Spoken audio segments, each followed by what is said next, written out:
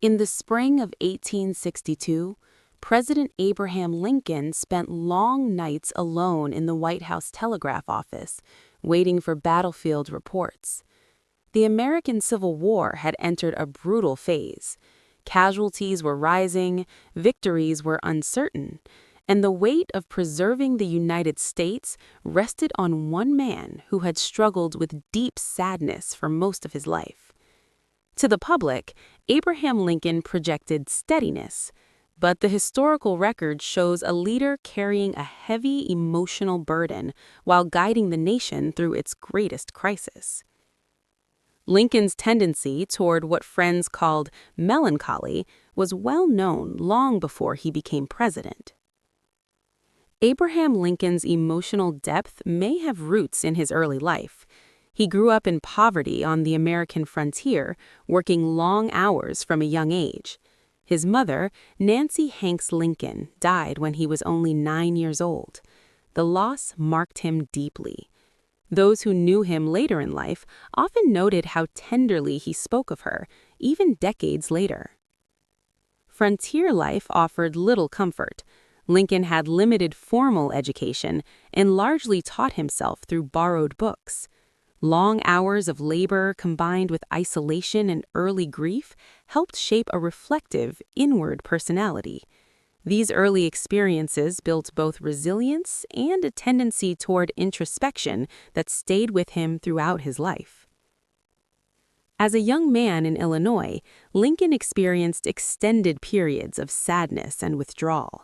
Law partner William Herndon later recalled that Lincoln's moods could sink so low that those around him quietly watched him out of concern. Modern historians often discuss Lincoln in the context of clinical depression, though diagnoses across centuries must be cautious. What is clear from letters and personal accounts is that Abraham Lincoln was deeply reflective, often somber, and prone to emotional lows throughout his life. In 1841, Lincoln experienced one of his most serious emotional collapses. He withdrew from friends and showed signs of deep despair. Those close to him quietly kept watch over him during this period, worried about his mental state. This episode occurred decades before the presidency, showing that his emotional struggles were lifelong. Lincoln took office in March 1861 as the United States was already fracturing. 7 southern states had declared secession. Within weeks, the nation would be at war. As commander-in-chief, Abraham Lincoln faced a challenge few leaders had ever encountered. He had to direct a massive modern war with almost no formal military training. He spent evenings studying strategy, reading military texts, and questioning generals in detail. Some officers resented his involvement. Others came to respect it. Lincoln understood that mistakes would cost lives, and he carried that knowledge heavily. His decisions were not abstract political moves, they were choices that determined whether thousands of young men would return home. Lincoln was also not universally admired during the war. Newspapers mocked him. Political opponents accused him of incompetence. Some called him weak, others called him a tyrant. Cartoons portrayed him as foolish or overwhelmed. Letters arrived daily condemning his policies. Unlike modern leaders, Lincoln read many of these criticisms himself.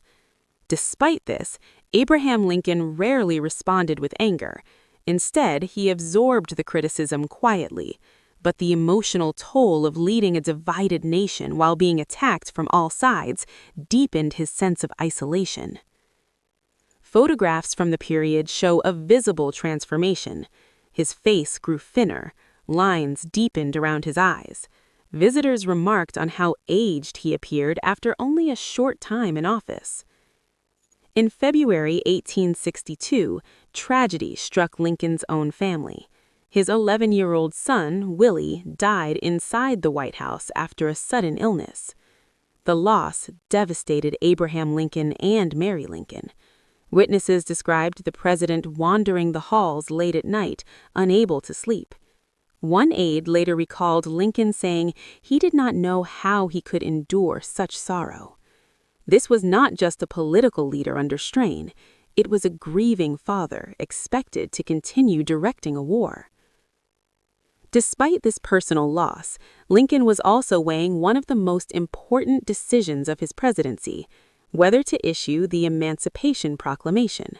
Freeing enslaved people in rebelling states would redefine the war, but it carried enormous political risk. Lincoln chose to wait for a Union military success before announcing the proclamation, believing it would carry more authority. After the Battle of Antietam in September 1862, he issued the preliminary Emancipation Proclamation, a turning point in American history made under extraordinary emotional and political pressure. The Emancipation Proclamation was not just a political strategy. It was a moral turning point that Abraham Lincoln had wrestled with for years. He understood that millions of enslaved people were watching the outcome of the war. He also knew the decision would anger many in the North and harden resistance in the South.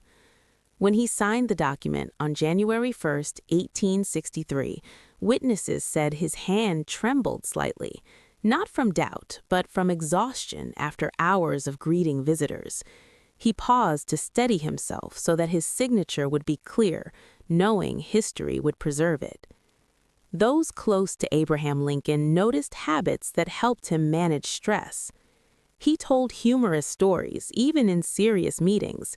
Some contemporaries found this strange, but historians believe humor helped him release tension and put others at ease. Lincoln often worked late into the night, long after others had gone to bed. The quiet hours gave him time to think without interruption.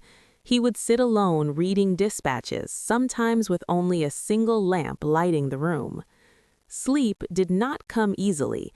The war followed him into the night through casualty lists and urgent telegrams. Lincoln did not only read casualty numbers, he visited military hospitals in Washington, where wounded soldiers filled long rows of beds. Witnesses described him speaking quietly with injured men, sometimes taking their hands as they talked. The summer of 1863 brought one of the war's most decisive battles, Gettysburg. The scale of death shocked the nation. Later that year, Lincoln traveled to dedicate a cemetery on the battlefield. His speech, now known as the Gettysburg Address, lasted only a few minutes, yet it redefined the meaning of the war. In just a few sentences, he spoke of sacrifice, equality, and the unfinished work of democracy. By 1864, the conflict had dragged on for years, and Northern morale was low. Lincoln believed he might lose re-election.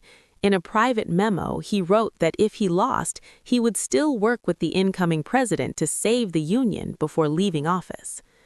Some historians argue that Lincoln's emotional depth influenced his leadership.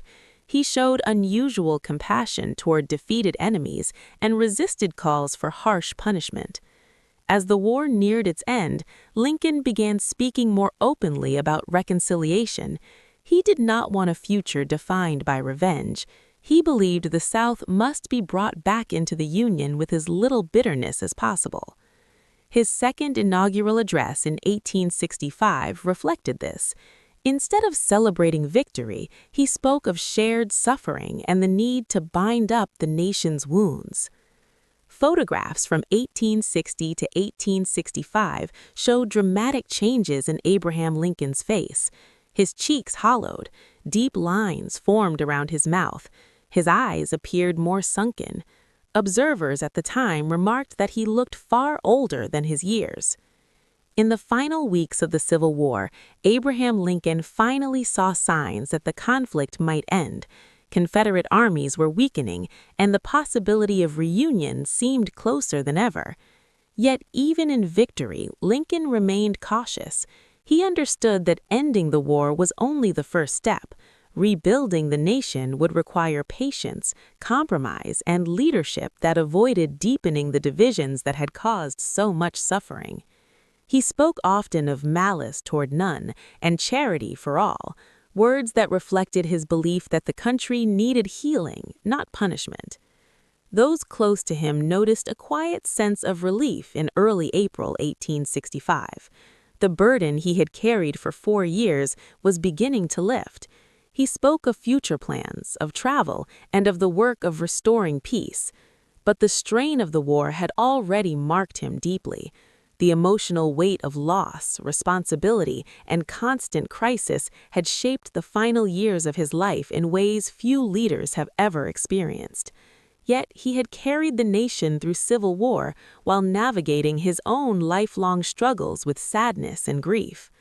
His story reminds us that strength in leadership is not always loud or confident.